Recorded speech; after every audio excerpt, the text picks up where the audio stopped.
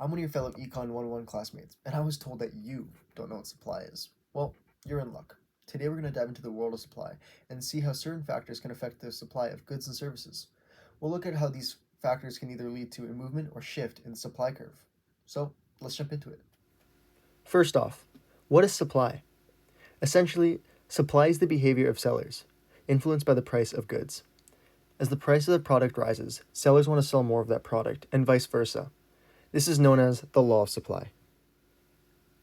Supply can be affected by many different factors, such as price, the number of suppliers, technology, weather conditions, input labor, and even our expectations of the future.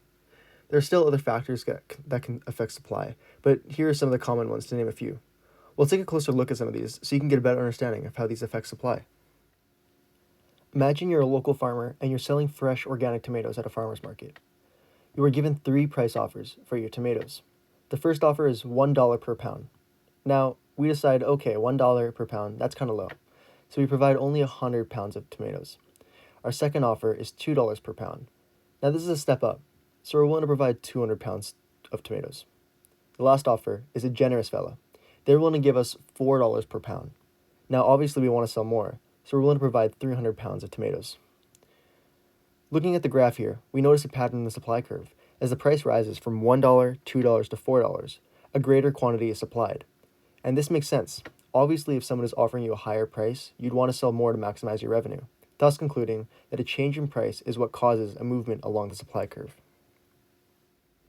Unlike movement along the supply curve, which is affected by a change in price, a shift in the supply curve is affected by non-price factors. A supply curve can shift left or right depending on what non-price factors are taking place. Let's go back to our tomato example, and instead of at the market, we're harvesting our tomatoes instead. We'll do 2 scenarios, shifting the supply curve left and right, providing a better understanding on what causes the supply curve to shift. Scenario 1.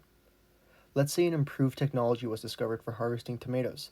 The cost of production would reduce, leading to lower costs for sellers. This makes sense, as tomatoes are now easier and faster to harvest. Furthermore, since the drop in input labor raises profits for sellers, we'll have a stronger incentive to sell more tomatoes, thus our quantity supplied increases, shifting our supply curve right. Scenario 2. Let's say one year we achieve very little rain, causing a drought within our farm. Because of this, our overall tomato crop yield reduces 50%, only allowing us to grow half the tomatoes we usually average in a year. This causes a decrease in quantity supplied, shifting our supply curve to the left.